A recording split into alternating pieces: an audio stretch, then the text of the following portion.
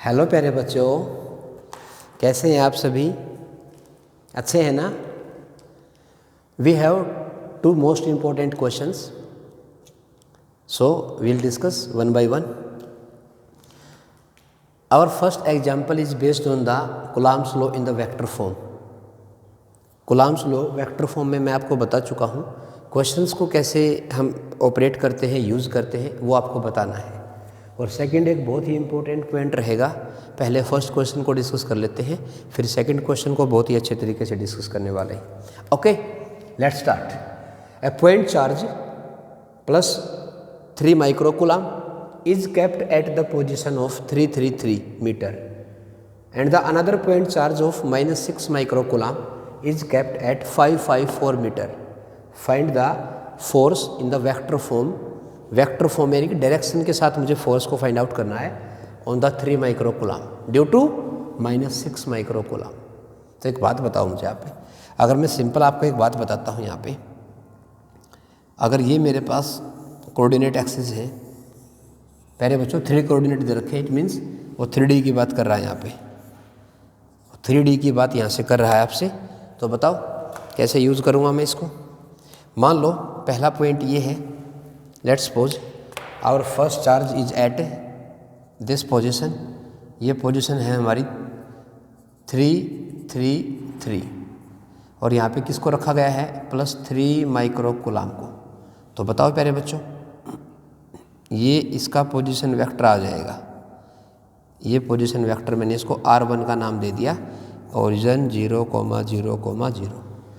And the similarly second charge is placed of -6 microcoulomb is placed at 5, 5, 4 and the position vector from origin is represented by R2 with respect to the origin। तो बताओ मुझे R1 की value क्या लिखूं प्यारे बच्चों में? R1 की वैल्यू क्या लिखूंगा मैं? सिंपली मैं लिखूंगा 3i cap plus 3j cap plus 3k cap. And similarly R2 क्या लिखूँ?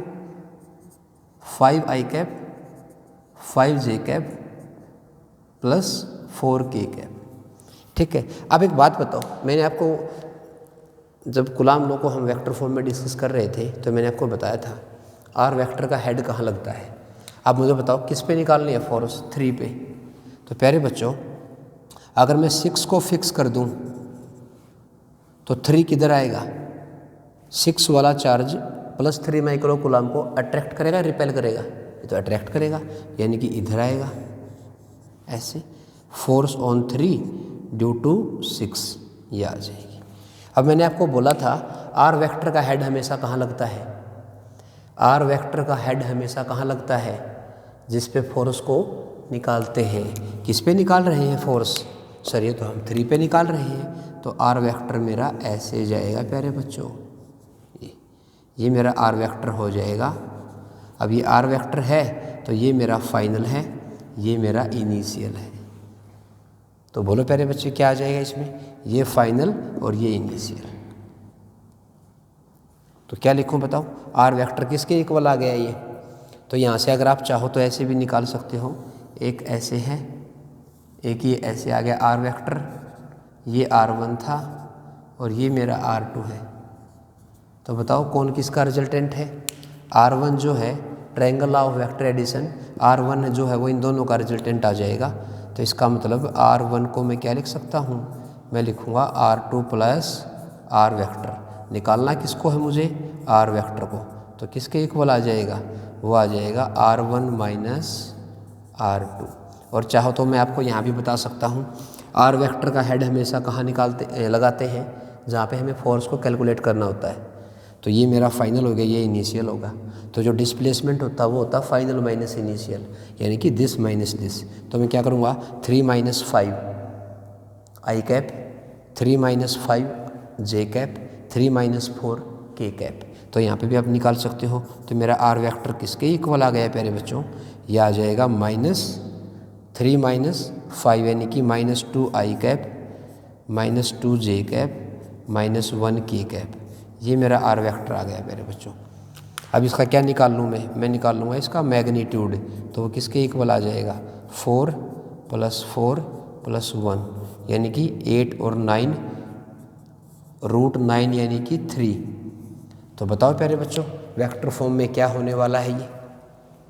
तो यहाँ लिख रहा हूँ मैं, तो F की वैल्यू लिखूँगा force on 3 microcoulomb due to -6 microcoulomb equal to K, क्या होता है प्यारे बच्चों Q1 Q2। Q1 कितना है, Q1 कितना है प्यारे बच्चों 3 × 10⁻⁻6 × 6 × 10⁻⁻6 के Q1 Q2 bye R³ R ये है, इसका क्यूब कर दूँगा यानी कि R⁻3 और इंटू में सिंपल वेक्टर कितना आ गया प्यारे बच्चों। मैं यहाँ से नेगेटिव को कॉमन निकाल दूँ, माइनस को आगे ले आऊँ अगर मैं, तो ये बच जाएगा 2i cap + 2j cap + k cap, ये बन जाएगा प्यारे बच्चों। इसको आप कैलकुलेट करके इसको सोल्व कर लेना आप। ये रहा, तो कैसे कंसेप्ट डील करना है वो मुझे आपको बताना था। तो कूलम्ब्स लॉ वेक्टर फॉर्म में कैसे रहेगा, मेन बात आपको ध्यान रखनी है। आर वेक्टर का हेड कैसे रखोगे आप, आर वेक्टर का हेड कहाँ रखोगे प्यारे बच्चों, जहाँ पे हमें फोर्सेस को निकालना है बस, ठीक है ना। और आपको पता है डिस्प्लेसमेंट वेक्टर किसके इक्वल होता है, फाइनल माइनस इनिशियल, तो इजीली आप उसको सोल्व कर सकते हो।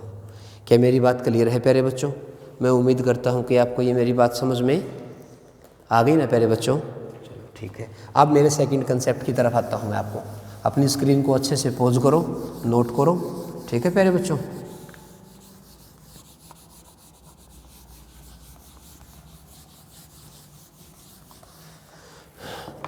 वेरी मोस्ट इम्पोर्टेंट पॉइंट है प्यारे बच्चों, दोनों के दोनों। न्यूमेरिकल के साथ भी आपको मैं एक्सप्लेन कर दूंगा कि कैसे इसको हम वेरीफाई करते हैं। पहले पढ़ते हैं और ध्यान से सुनिएगा मेरी बात को। If each vertex of a regular polygon, we have a regular polygon, equilateral triangle, square, pentagon, hexagon, each vertex of a regular polygon is occupied by the identical charge Q। कोई भी रेगुलर पॉलीगन है उसके vertices पे identical charge रखे हुए हैं Q Q Q। तो net force अगर मुझे निकालनी पड़ जाए सेंटर पे कोई भी चार्ज रख दो और उन वर्टिसेस की वजह से सेंटर पे मुझे क्या निकालना है, नेट फोर्स, तो वो हमेशा क्या आएगा, 0 आएगा। वो तो मैंने आपको कल भी बताया था प्यारे बच्चों। अगर मेरे पास इक्विलेटरल ट्रायंगल है, उसके वर्टिसेस पे अगर आइडेंटिकल चार्ज रखे हुए हैं तो सेंटर पे रखो चार्ज, तो नेट फोर्स कितना आया था प्यारे बच्चों, सर 0 आया था। स्क्वायर के लिए भी बताया था मैंने आपको मैंने स्क्वायर फील्ड के लिए भी बताया था। क्या आपको ध्यान है ना प्यारे बच्चों, प्रीवियस वीडियो में जाके देखो आप, जिसमें मैंने क्वेश्चन डिस्कस किए हुए हैं कूलम्ब लॉ को लेके। अगर आइडेंटिकल चार्ज है Q Q Q, तो यहाँ पे जो नेट फोर्स रहेगा वो 0 आएगा प्यारे बच्चों, F नेट 0 आएगा। ऐसे ही कोई भी रेगुलर पॉलीगन हो सकता है, ठीक है ना प्यारे बच्चों, कोई भी वो एक रेगुलर पॉलीगन हो सकता है प्यारे बच्चों। अगर इसके सेंटर पे यहाँ पे रखता हूँ, अगर आइडेंटिकल चार्ज है Q Q, तो नेट फोर्स कितना आएगा इस सेंटर वाले Q पे, 0 आएगा प्यारे बच्चों। बस रेगुलर पॉलीगन होना चाहिए। सिमेट्रिकल, हाईली सिमेट्रिकल केसेस की हम बात कर रहे हैं। सेकंड पॉइंट की तरफ बढ़ते हैं। If n-1 vertices of n sided regular polygon, polygon तो n साइडेड है और उसके n-1 साइडेड पे, यानी कि n में से out of n-1 vertices occupied by the identical charge Q। मान लिया जैसे स्क्वायर की बात करता हूँ तो 4 वर्टिसेस हैं, तो 3 वर्टिसेस पे क्या रखे हुए हैं, चार्जेस रखे हुए हैं, फोर्थ वो एम्प्टी है।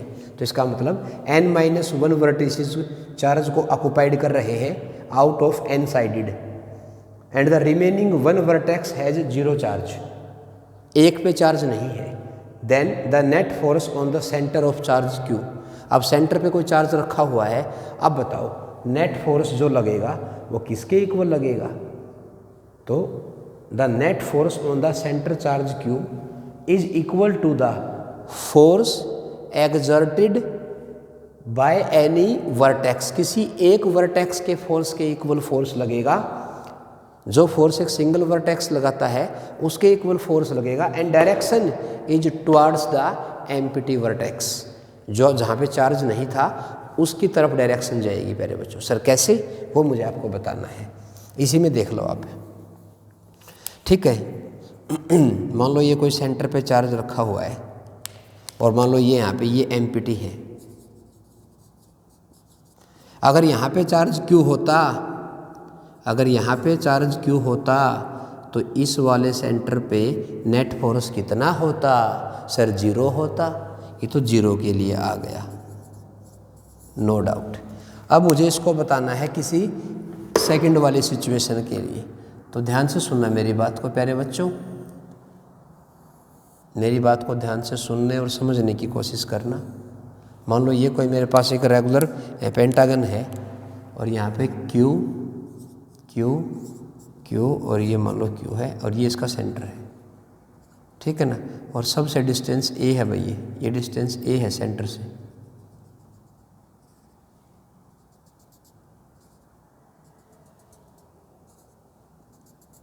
ए, अब यहाँ पे रख दिया क्यू चार्ज, ये वाला एम्प्टी है प्यारे बच्चों। क्या करें भाई इस पे? अब इस पे नेट फोर्स कितना लगेगा? तो मैंने पता है क्या किया, इसे बोलते हैं मैथमेटिकल रीअरेंजमेंट। क्या बोलते हैं? Mathematical rearrangement. सर ये क्या होता है? यहाँ पे मैंने एज्यूम कर लिया प्लस क्यू और माइनस क्यू, प्लस क्यू और माइनस क्यू। नेट तो 0 है ना अभी भी, नेट चार्ज तो अभी भी 0 ही तो है, ठीक है। तो प्लस के लिए एज्यूम करो एक बार, प्लस के लिए एज्यूम करो, plus plus plus plus plus, तो नेट फोर्स कितना आ गया? प्लस के लिए तो 0 आ जाएगा, प्लस के लिए तो कितना आ जाएगा? 0 आ जाएगा। बट बच गया कौन सा? Remaining minus Q. तो ध्यान से सुनिएगा, तो माइनस क्यू इस प्लस वाले को किधर खींचेगा मेरे बच्चों? ऊपर की तरफ खींचेगा ऐसे, और कितना फोर्स लगाएगा? के Q square by A square, ये आ जाएगा। तो देख उस एम्प्टी जो एंड था उसकी वजह से सेंटर वाले पे जो फोर्स लगेगा वो किसी सिंगल वर्टेक्स के बराबर होगा। And direction towards the empty vertex, toward the empty vertex. ये बहुत ही इंपॉर्टेंट है प्यारे बच्चों, ठीक है ना। तो ये 2 क्वेश्चन थे, एक तो कूलम्ब्स लॉ वेक्टर फॉर्म में मुझे आपको बताना था और एक ये रेगुलर पॉलीगन को लेके बताना था। मैं उम्मीद करता हूँ बहुत ही अच्छे तरीके से आपको समझ में आया ना प्यारे बच्चों। तो प्लीज़ इस चैनल को आप लाइक शेयर और सब्सक्राइब कर दें, ठीक है प्यारे बच्चों। और अपनी तैयारी को ऐसे ही एक ज़बरदस्त मोड में हम लेके चलेंगे, बहुत ही अच्छे तरीके से हम हमारी इस प्रिपरेशन को आगे लेके चलेंगे प्यारे बच्चों। तो अपना साथ ऐसे ही बनाए रखना। Thank you so much.